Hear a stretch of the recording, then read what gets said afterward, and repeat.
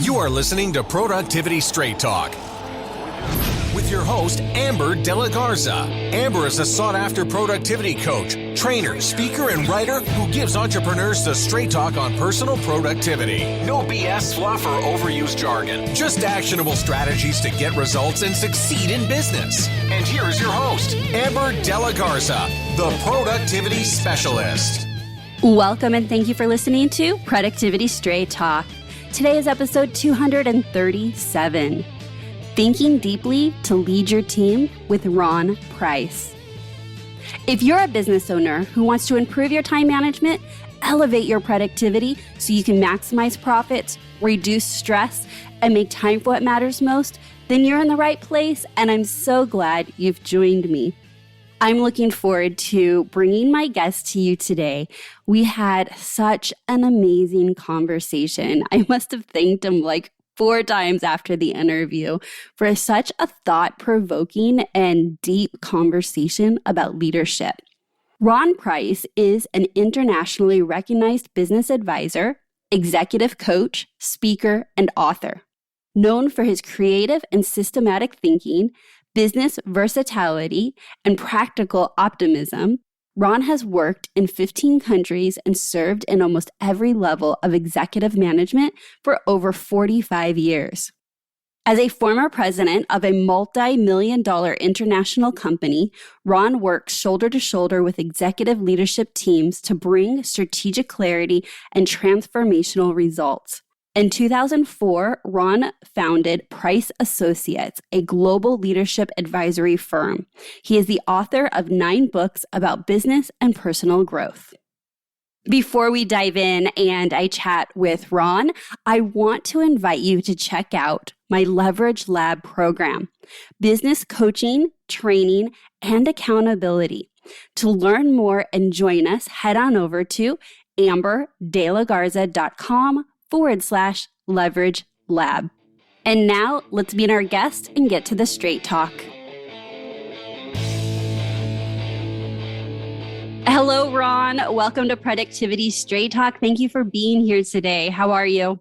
Thank you, Amber. I'm so happy to be here, and I'm doing great because I get to spend some time with you. Yes, we were chatting just very little pre-chat before we hit record, and I said, oh, no, we got to hit record. That was so good. So we're going to start right here and right now so we don't miss any nuggets for our listeners today. Well, Ron, I'm really excited to talk about our topic today. But before we get into talking about how we can, really think deeply to lead our teams, I want to just hear, how did you get into this? What is your background? And just kind of share a little bit about yourself with our listeners. Amber, it's interesting that when you look back on your life, you see a pattern or you see some thread of purpose that you didn't recognize at the time. Yes. And that was certainly true for me. I started as a childhood actor when I was 9. Actually, my grandpa he wrote over 20 plays, and he's the one who got me to fall in love with live theater. Yeah. And I realized as a teenager I was never going to be a leading actor. And so I started to take more of an interest in directing. And I found that I loved the idea of directing because it tapped into something that is sort of part of my core being. That is, I love to help people discover and pursue their potential. And so as a director, I eventually began to realize this is a form of leading. Yeah. I think for me, leadership is synonymous with influencing. And we lead people in a lot of different ways. And if you will accept that leadership is the same as influencing, my grandkids lead me with things that they say that I think are brilliant, or they remind me of something I've forgotten, or they have this joy of life that maybe I've let leak away. So anytime that anybody influences me, I think of them as being a leader toward me now. And even though I've had the opportunity to lead in lots of organizations, lots of countries, lots of different circumstances, I think it still boils down to leading is influencing people. And if you're a good leader, you influence people for good. Right. And we won't talk about what bad leaders do. No, not at all. We're just going to talk about how we can become better leaders here on the podcast. I don't you wish that strain, that like those breadcrumbs or that string that runs through was so apparent in real time. It's always in hindsight that you're like, it was always there if you're looking for it. I have a similar experience with my journey, and I'm like, it was so obvious, but yet you can't see it until you've moved through it. Yeah, I think you're correct. I wish I understood it because I think I would have responded better to it. But at the same time, it gives you sort of confidence that, oh, I don't have to have it all figured out, but it can still work out even though I don't have it figured out. Okay, you just gave me goosebumps. I believe that is what has been my journey, my entire professional journey, is that I was always the one that wanted to have it all figured out. I interned in high school. I knew my path. I knew my career. And then as you're speaking about passion, I did all this time. And then I looked up and I said, so yeah, that's not exactly what I'm passionate about. But what was the string that ran through the undertone was the thing that is what I'm still doing today, which is coaching and productivity and like operations and strategy was the undertone. And I disguised it in real estate and realized I didn't really want to do real estate, but it was always there. This is relevant to what we're going to talk about today about thinking deeply. I'm convinced that people's purpose is felt before it's told. It's in you and you sort of sense that it's there, but you can't articulate it. Actually, neuroscience teaches us that that's the reality. Neuroscience teaches us that the most important sense of purpose in our brain is in the part of our brain that is not where language resides. And we've got to figure out how to get that feeling into the language side before we can articulate it clearly. So when I'm doing strategy work with people, I want them to start struggling with describing their purpose. If it's too mechanical, if it's too easy, I question whether we've really gotten to the core yet. Yes, which brings up what I think you're referring to is that thing called self-leadership. Before you can lead others, is we really need to know who we are, what's our purpose, what do we want, so that we can inspire the people around us to join in on that vision. Is that correct? Is that how you would describe it? And I look back on it now because I'm older and I've gone through a lot of different chapters of my life. I know that my mission on earth is to help people discover and pursue their greatest potential. And I can see that thread all the way back to those years in live theater, but I couldn't describe it back then. I only felt it. And it sounds so simple to describe now, but that's simplicity on the far side of a complex journey that got me there. Yes. Okay. So this is a great jumping off point for our topic. Well, how would you describe thinking deeply, and why is that important to leadership? Two-part question. I guess, first of all, deeply isn't the only way to think, but we're going to focus on that today. I worked with a group. I have been in a consulting and leadership development role for 18 years, and I recently retired from that to take over the president's position for a company. But before doing that, I worked with a group that were pilots that were delivering medical supplies and medical people to the remotest parts of the earth. And for them, thinking deeply was about safety. For them, thinking deeply was about managing the risk that they were looking at. But apart from that, they took a day at a time because they never knew what each new day. Now, if I talk to them about thinking deeply in the context of aviation regulations, in the context of risk of terrorism, because they're exposed to those things, or in the context of weather for flying, they would be very good about thinking deeply. They went very deep in all of that. But when I tried to talk to them about strategic planning, I got blank stares. What do you mean strategic? That makes no sense to them because it doesn't fit into their vocabulary. Right. So the first thing about thinking deeply is we got to think about why. What's the benefit? What's the value of thinking deeply? Then we can talk about what to do and how to do it.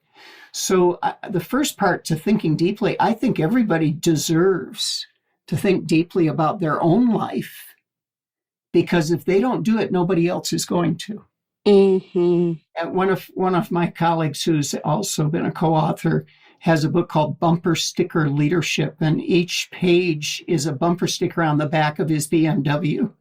And it's a leadership phrase that he's adopted over the years. And on the other side is a description of that page. And he said, "You be you. Everybody else is taken." Right. Well, if you be you, you got to think deeply about who you are. And then if you are part of an organization and you want that organization to excel, you want that organization to fulfill what it's possible for, you've got to think deeply in order to achieve that. You can't just think about reacting to what today's bringing you. You have to develop this habit of thinking deeply so that you can see the invisible before it becomes visible.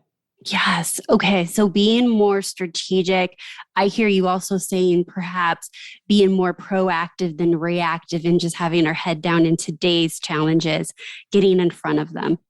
And what would you say some of the common challenges are that your clients come to you and say, yeah, but yeah, I get that. I get that we need to be more strategic, but I'm sure they say like, ... like not my industry, not my team. We can't do that. So what are some of those common challenges that people bump up against or say to you about thinking strategic? I'm going to mention three. I don't know if we'll get to talk about all three or not, but the first one is everybody says, I'm already too busy. I don't have time.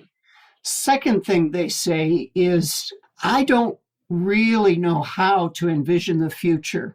I don't know how to, I can tell you what's going to happen next week. I might be able to tell you next month or next year, but I just can't go much further than that. So they have difficulty imagining vividly what the possibility is in the future. And then the third one, as you said, is as soon as I've got a plan, things change. And so I'm constantly having to adjust. Well, I think that's a valid point. But I hope that because the environment around you changes, you don't decide to change who you are as a person. I hope that you have a set of values and a sense of purpose that holds steady in the storm of everything happening around you. And in the same way, an organization or a business should have a set of purpose and values and vision that holds steady no matter what else is happening around them. Matter of fact, if you have that, it's like the ballast of a ship. Now you can actually navigate the stormy seas much more successfully because you have that stability. But you can't make up purpose, values, and vision. You have to discover it. You have to nurture it. You have to grow it. It's not something that you can get out of a book. For many years, I tried to intellectually define those things, and I could intellectually write something that made sense, but it didn't have the staying power. It didn't have that, I guess you'd say it didn't have the soul that it needed to have, so that in the storms, I said, no big deal. These storms going on around me, they don't change my purpose. They don't change my values. They don't change my vision. Yes. Okay. So I know that we want to try and hit all three of those, but I'm going to speak to this one and then we can jump to the first one because all of them sound so intriguing to me. When I heard you say that, it's like, I couldn't even agree more on your third point, because when in business per se, if the storm is coming and you have a challenge or a fire or not an ideal client, it's actually knowing where you're going long term that allows decision making so much easier. And like you said, steadies it, and you don't spiral because you have something to come back to say, hey, let me run this through my values. Let me run this through where I know we're going in the company. I have found that to be such a good filter to make better decision-making as a leader. Yeah, I agree with you. If you've got a very strong reason why you're doing what you're doing, how you do it, you can constantly pivot based on what the environment is giving to you. Right. A wonderful example of that was the pandemic. How many companies, they didn't abandon why they were doing what they're doing or their value system, but they found new ways to do it because of the pandemic. For us, at that time, I was still running my consulting business. It'd been going for 18 years. We had survived the Great Recession, and then the pandemic hits. And our immediate response was, we don't know if we'll have a business in 6 months. Mm-hmm. We immediately cut our budget in half because we assumed that we were going to take a big hit. So that was in March of 2020. By July, a lot of our clients were saying, let's experiment with doing this virtually instead of doing it in person. And by September, 95% of our clients had shifted over to virtual. And today, which is a couple years later, a lot of them are saying, we kind of like this virtual thing. Why don't we do a little bit of virtual, a little bit of in-person? And we created a whole new how. Yes. But we never changed our why. We never changed our purpose, our values, or our vision. Yes. Okay. So I have this little analogy or story. When the pandemic hit, I remember calling it okay, if you're on this journey and you know where you wanted to go in your business, you have the destination. It was suddenly someone just threw a big mountain right in your pathway, right? And so the analogy that I would use was I would say, okay, so it doesn't mean you just hit a dead end. The question is, are you going to go around the mountain, over the mountain, through the mountain? We just need to find a different pathway because the destination did not change. Yeah. And will it add a little bit of time to get there because now we have to go around the mountain or through the mountain or over the mountain? Sure. But that's part of being, if you already knew where you were going, now you know what your options are. It's one of these three ways you're going to make it work because you're not going to change the destination and say, I must have already gotten here. I'm at a dead end. Yep. Another one of the bumper stickers in Bumper Sticker Leadership, which, by the way, people can get on Amazon, is the obstacles you run into are the sentries protecting your prize so somebody else doesn't get there before you. That's great. That's awesome. Okay, so let's go back to, the challenge number one, which is I don't have enough time. Yep. And we're going to accept that as that's their truth. They believe they don't have time. But would you agree they just haven't figured out how important it is to think deeply and have strategy yet for that to be a reason? Yeah, this may be the biggest thing that changed my journey as a leader back. It was probably around 1979, 1980. I was really frustrated with my lack of good time management. I am a perpetual overcommitter. I will be an overcommitter my entire life. I will fight that battle forever. I fight it every day. Back then, I didn't really know how to fight it. So I had lists on, you remember the pink while you were out, phone lists, phone slip things? I had lists there. I had lists on the back of envelopes that I would write on during lunch. Sometimes I had lists on napkins, paper napkins, not cloth napkins. I had lists everywhere, and then I'd recopy the lists, and I got so frustrated because I was afraid I was letting people down when I didn't get things done. So I bought a time management series. Back then, they were on something called audio cassettes. Your younger listeners might not know what those are. It was an 8 audio cassette series called Your Time in Your Life by Charles Hobbs. And then I never had any time to listen to it.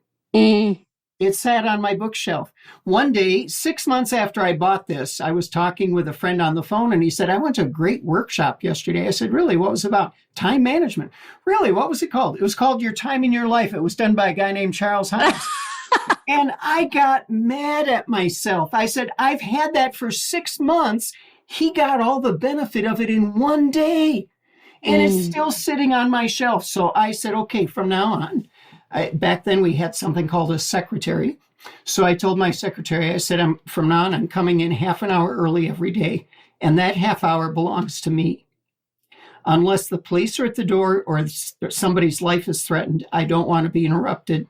And I told my team that. I said, that half hour, from at that time, it was 7:30 to 8 in the morning. That half hour is mine.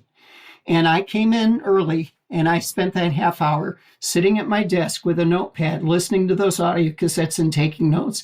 As I said, that was around 1978, 79.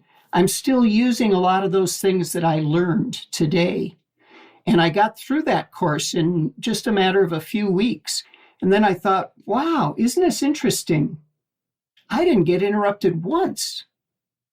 And that time was always there, but I had never owned it. You never claimed it, right? People tell me they don't have time. I tell them, I understand that you don't think you have time, but you just haven't discovered the time yet that you have.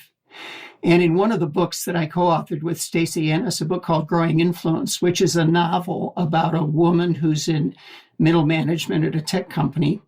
She runs into an older gentleman in a coffee shop through a spilled coffee accident. They eventually develop a friendship, and she tells him that she's very unhappy in her career. We later find out that she's suffering from gender discrimination, but she doesn't know that at the time. And he asks her, are you happy? Do you feel like you're accomplishing your purpose in life? And first of all, she thinks, well, that's an awful personal question to ask. So it takes another meeting before she admits that she's not. And they begin to talk about something that he refers to as growing her circle of control. Her circle of control is, what can I take ownership of?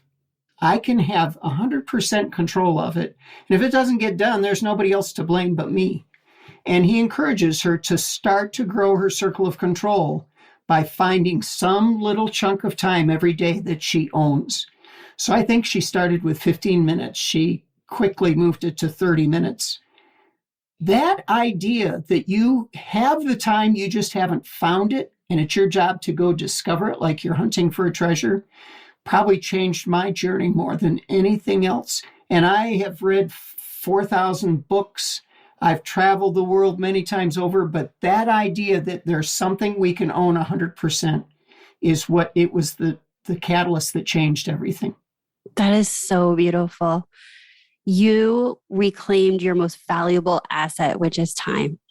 And isn't that so empowering that I'm sure you changed it out for something else after those 8 weeks of listening to the audio cassettes? You said, I'm not just going to let that 30 minutes go. I'm sure over your lifetime, that 30 minutes has also grown and had it served you a different purpose throughout your entire life. And in fact, Amber, throughout my life, I've been able to increase that time. Sometimes it goes up, sometimes it goes down. During the pandemic, I got it up to 4 hours a day. I said, I'm not going to really be the person I need to be for my team if I don't invest more in my circle of control. So my circle of control today has a lot more parts to it. I get up first thing in the morning and I fix coffee. Me too. Yeah. And then I build my gratitude list for the previous day. I go through and I express gratitude for everything that happened the previous day.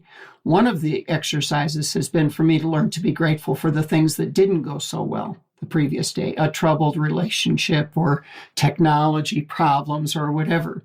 So in a typical day now, I've got somewhere between 10 and 20 things that I'm grateful for that happened the previous day.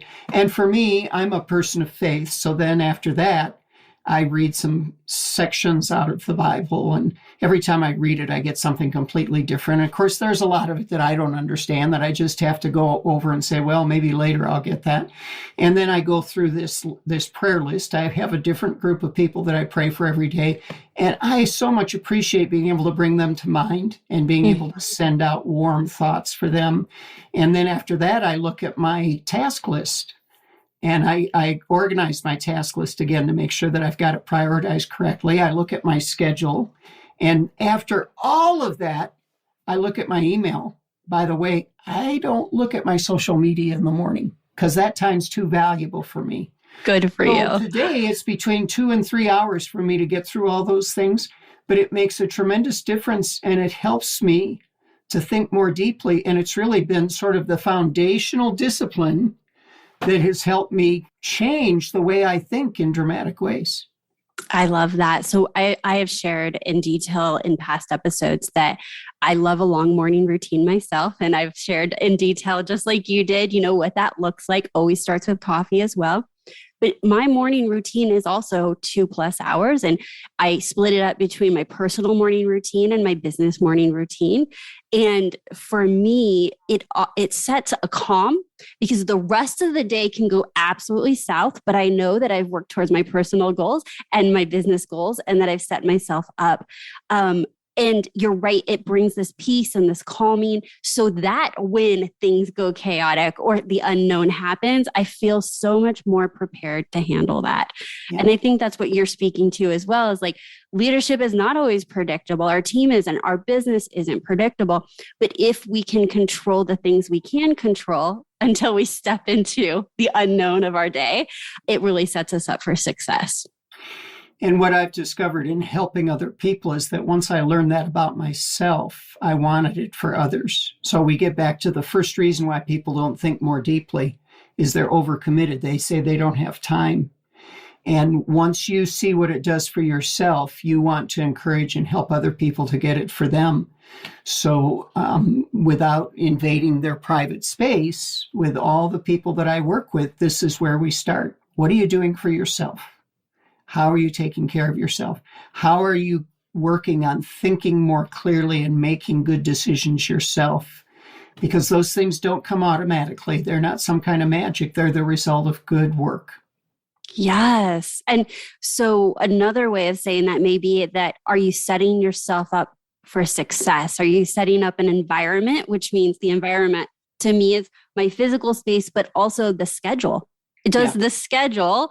If it's overcommitted and I said yes to everything and everything is about everybody else, it's not really setting myself up for success to create that focused, deep, thinking or work or strategy, because it gets squeezed right out. Yeah. Amber, one of the ways I'm trying to grow my circle of control right now is that I still have this problem of putting too many tasks on my daily list, and I can't get through all of them. So one of the questions I ask myself at the end of each week, and I actually keep track of my scores, is how many days this week did you only have a task list that contained tasks you were able to get accomplished? Versus how many days this week did you have tasks that carried over into the future? Because I'm trying to develop that as part of my muscle to not put things on my task list that I can't get done in that day. Okay, this is such a great point. I actually see this in my work a lot. And I'm also, I would say, still in recovery from this myself. And it's because we're optimistic, we're driven, we don't want to miss any opportunity. And oftentimes when I hear, the list that gets rolled over, that's what you focus on. It's not the gratitude of the 4 things that got done. It's like they didn't even happen. We're focusing on the things that rolled over, which is this really negative feedback loop in our minds of like, we failed, we fell short. Why can't I get it all done? And I mean, between you, me, and every client I've worked with, that doesn't really actually set us up to show up our best the next day. That's a great insight. I'm chuckling because even our apps are set up to only show us the things that aren't done instead of the things that are done. I use just Apple's reminders for all my task management, and it only shows me what I haven't completed. But I can go in and make it show me what's been completed right now. And this is going to show you that I have a problem with overcommitment because I capture my ideas, my commitments, my tasks all in one app. Several different lists. I've got 1,500 tasks in there right now. And so I have to discipline myself not to get beat up over that, just to focus on what's on today's list, not what's on the future list. Over the weekend, I thought, I wonder how many tasks I've actually completed. So I changed it so it would show me my complete. It had 10,000 completed tasks. So I said, I guess I should celebrate that more than I should think about the ones I haven't done yet. That's right. I actually just had a coaching session with a client this week. And like you and I, she is a overcommitter and loves to add to her to-do list. And I actually challenged her to do a good, better, best to-do list because I always want to honor who we are. You're saying, this is my identity. I know it is. Once I realized it, how do I work with it? And I'm a big proponent of that too. So instead of saying, well, just stop overcommitting, like if that's our natural tendency, how do we work with that? And so we'll see if it works, but we like to experiment and try new things to see if they work for us. And so what I invited her to do was do a good, better, best. The good was the non-negotiable, what actually has to get done. The better are the extra things she wants to do. And the best is like, I'm shooting for the moon. Everybody canceled meetings with me today. And I got to work all day on all the things I wanted to do. And so we'll see if that works for her, but that allows her to get it out of her brain because part of the longer task list for each day is that our brains have so much going on. It's got to go somewhere, right? Yeah. Yeah. And getting it on the task list is part of how I relieve my brain from thinking I've got to hold on to all of it. Yeah. So it's actually been a great benefit to be able to capture it in one place instead of on the back of napkins, the back of envelopes, while you were out, phone slips, things like that. So I've made progress, but I hope so. It's been over 45 years. I'm hoping that I keep making progress. Yes. Yes. How do leaders think through strategy in a given week or quarter? Like, what's your recommendation? Is that they actually schedule the time and the time on their calendar says, thinking about X, Y, and Z problem, or this is the strategy session for planning next month. Like, what are the actual tangible ways that you invite your clients to create that time, claim that time that you're referring to? I think instead of either or, it's both and. So it's both scheduling time, but then always having it in the back of your mind, because some of your great ideas come when you're not working. So yes. Whether it's out on a walk or in the shower or something like that. But then you do need some structure. You do need some planned times as well. Strategy is such a big topic. There's so much to doing it well that I've discovered you need to figure out how to chunk it down into small segments and not try to squeeze too much of it into one space. We know, based on the study of meetings, that one of the greatest ways you destroy the energy in a meeting is by trying to cover too much in that meeting. So I think, for instance, I'm working with a group right now where we're developing a strategy. We're actually going to take 9 months to get the first strategy plan put together and begin to execute it, because I want to take our time, especially during the more intrinsic part of it. We're first of all talking about purpose, values, and visions. Then we're going to talk about, so what are our strengths and our limitations internally? What's the world that we're operating in today? Where are the opportunities or where are the challenges out there? And then we're going to go into a mega creativity session where we're going to come up with no less than 200 ideas of what we could do. And then we begin to pare them down. And eventually we're going to get very myopic with just a few themes, no more than 3 themes. And now we're ready to start creating the plan. Okay. So we're going to take our time and we're chunking that down. Actually, with this group, we meet for 90 minutes every other week. And it's all virtual right now. Mm-hmm.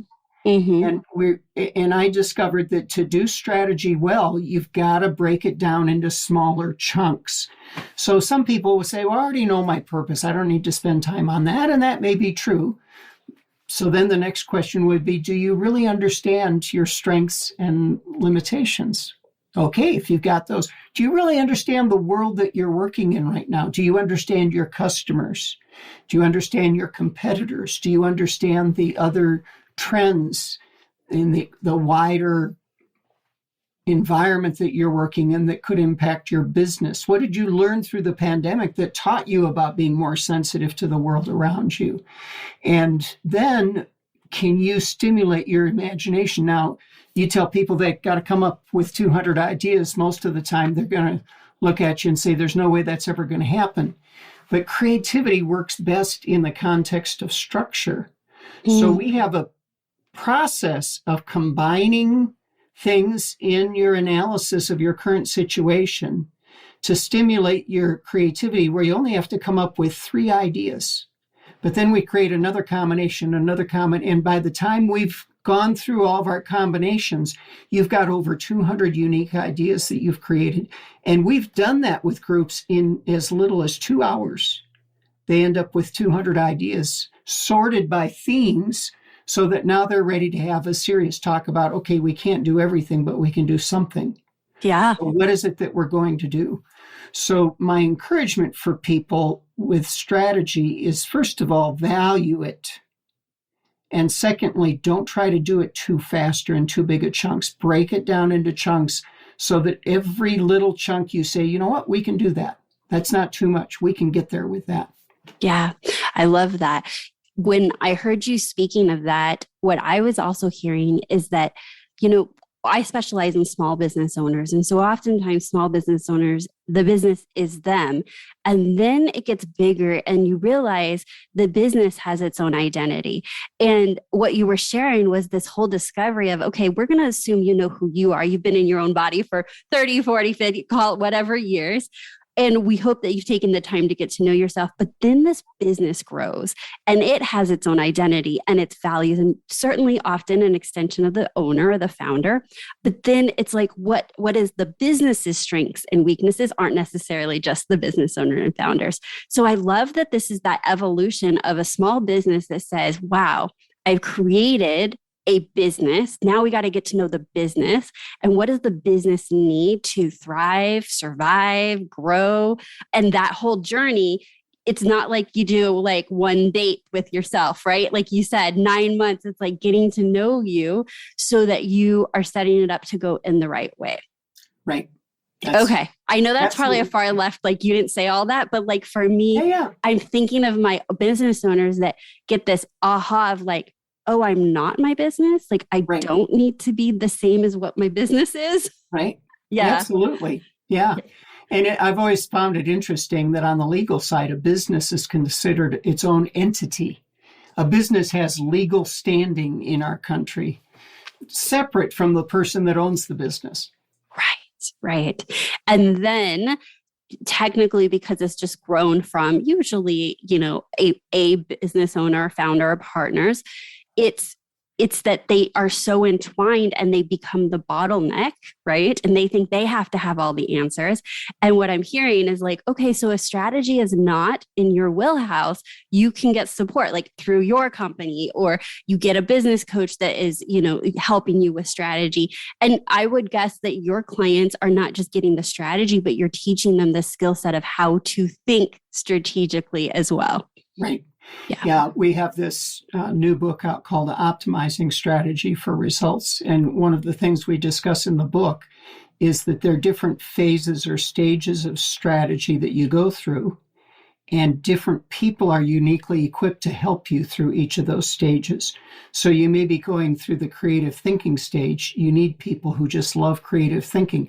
Those people often aren't very practical, but you still need them. Yeah. Then when you get to the planning stage, now you want the practical people who will be skeptical and analytical and who love to put together a project management plan. So understanding each of the stages you need to go through and who the people are in your world that can help you with those stages takes a big weight off your shoulder. You don't think like you have to be the person who answers all the questions and knows everything to do. Right. And you know what? It's almost like we planned this, but that's number 2 reason why people don't think deeply, right? I have my notes here. So it's that they don't know how to. Yeah. So what is your advice around that? Is it a skill set they can learn and also bring people into their world that can, they're in their best zone, you're borrowing their brain? Like, how do you have someone navigate that says, I just don't think that way? Well, I think I started that way, and I don't think strategy came natural for me, but that's part of what drove me to learn about it, was because I had this sense that it was important, but didn't know exactly how to do it. So I started reading. And in today's world, you can listen to podcasts and you can watch TED Talks. And I just started going everywhere I could to find out more and more about strategy. And then I would practice. I would try what I was learning. And so today, most everybody, we call it SLOC, Strengths, Limitations, Opportunities, and Challenges. Almost everybody knows what SWOT is. Mm-hmm. It's understanding what you do well and where you struggle internally, and what the opportunities or the threats are externally. Just learning how to do those kinds of things. You go little by little and you eventually figure out this part's pretty easy for me. This part's harder. I need some help here.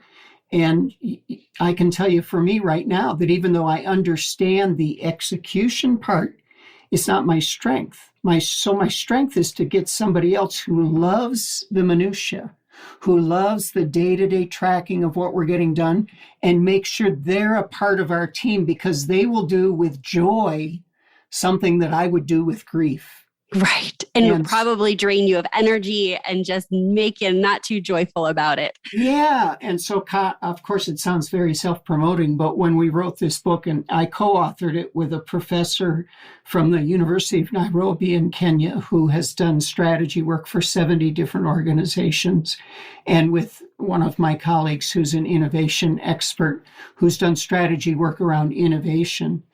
And The book is a step-by-step. You do this, then you do this, then you do this, then you do this. And we outline each of the 7 stages, what activities, what tools. We have templates, fill this out.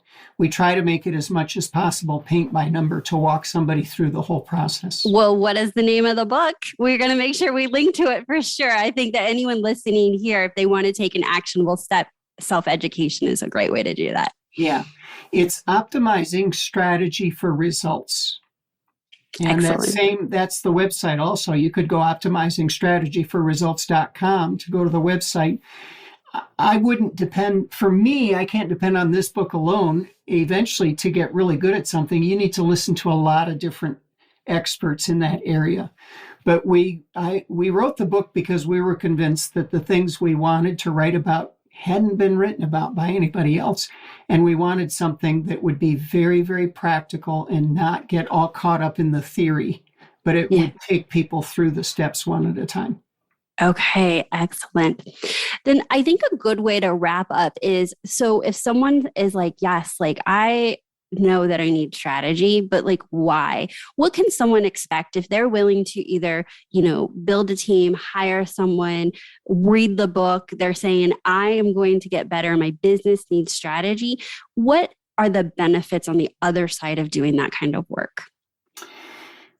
Oh, goodness. Well, first, one of the biggest benefits is the sense of potential that it teaches your employees. If you've got other people working with you, it's not the only reason, but one of the big reasons people leave is they don't see a future for themselves at your company.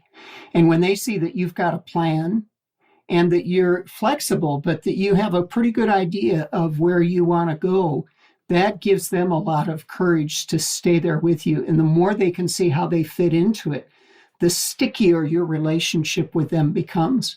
Second big benefit is that your customers actually become better customers when they see that you know where you're going.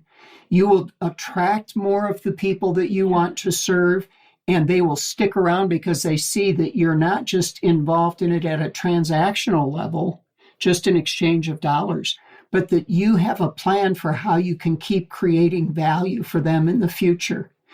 I think the third thing is that you find that a strategy makes all the other decision-making much easier to do. You have a point of reference for every issue that comes up. And finally, I'll say that I think a fourth benefit is you actually make more money when you develop good strategy. You have longer, better business results when you're operating from a good strategy. Now, a good strategy doesn't mean it's perfect, doesn't mean that you don't pivot in how you do things, but it puts you in the best position to be able to adjust to whatever's happening around you and to leverage your organization's strengths to keep moving forward. Yes. I mean, you said that so beautifully. And I just want to say, yes, and look, no plan has ever gone as planned. No strategy has ever gone as, perfectly laid out. And so I'm so glad you said that. What I have found is that as a business owner, when we want to experience less stress in our business, when we are equipped and empowered with a plan, it is so much easier. It takes so much less bandwidth to pivot than to create a whole new plan out of your pocket because the world just changed or because your key employee just left. You have a point of reference to be able to pivot with less energy, less time commitment, less stress. And that can only serve you as the person and you as the business so much better. And that all starts with a good strategy. Absolutely. I agree with you completely. I got to tell you, this has been such an amazing, beautiful, deep conversation. We started with deeply, but really a deep conversation about what I believe is one of the hardest things that we as business owners are asked to do, which is to be the business, work in the business. But then we ask you to step away and work on the business and think big. It's worthwhile. It 100% is. But it's a challenge if you don't prioritize it. And what I've heard from you, Ron, is that it is worth prioritizing. It's possible to prioritize. And I thank you so much for sharing your experience and some real strategies that we can take from today's conversation so that we can make it our reality to have more time to think deeply about our business and lead our teams. Thanks, Amber. It's been great to be with you. Absolutely. And so before we close up though, Ron, you did share some of the books that you have written, but like how, if people want to follow your work, reach out to you, learn more about the books you're writing, how do people connect with you? I'm going to start by saying they should reach out to you first because you're a great resource and you can help them.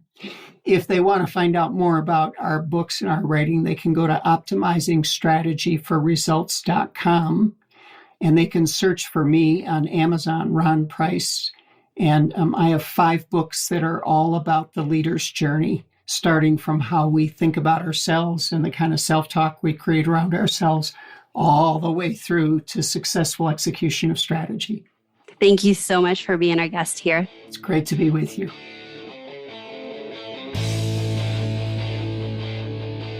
I hope you enjoyed my conversation with Ron. You know, throughout my journey of being a business owner, it was really, really clear to me that a big piece of the puzzle to success is improved leadership skills, communication skills, inspiring, leading. You know, it's not necessarily a skill set that I believe people are born with or not born with. I do believe that some people have tendencies to be great at it, just like organization, right? Organization, there are some people that's just naturally their zone of genius. But like organization and leadership, I believe it's a skill set that if you choose to focus on and work on and improve, it's a skill set that you can absolutely learn.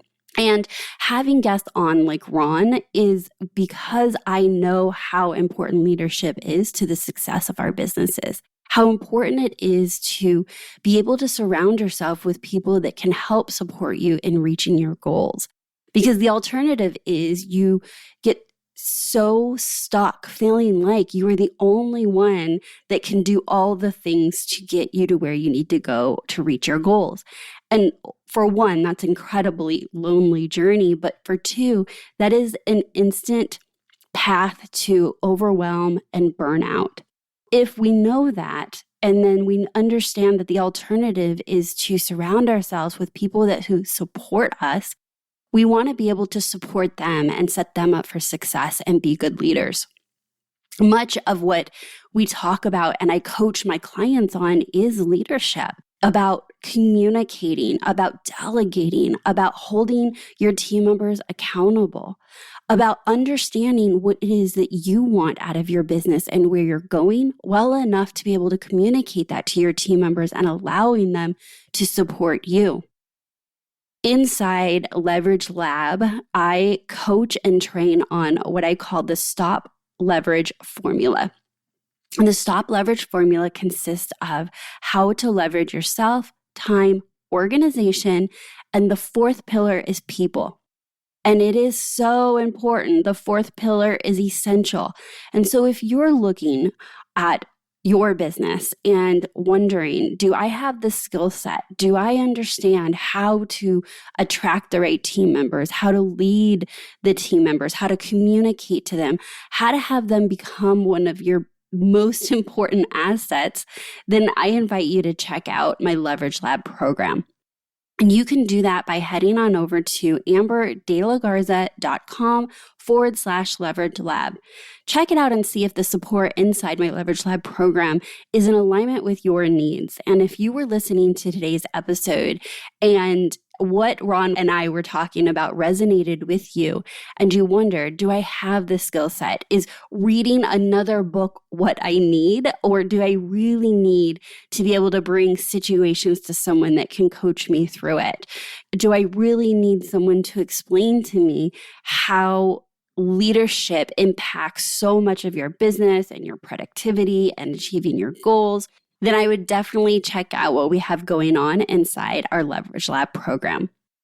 No change, no change. Without taking action, nothing will change for you or your business. So based on my conversation with Ron today, how will you move into taking action to improve your skill set of being a leader? How will you create the time, prioritize the time to be able to deeply think about how you are leading your team? That's the question I'll leave you with today. And as we close out today, if you enjoyed today's episode, do not keep it a secret. Share it with a friend who you think today's episode will help them along their journey of entrepreneurship. And if you have not already subscribed, be sure to subscribe wherever you're listening to today's podcast. So that's my Straight Talk for today. Until next time, have a productive week.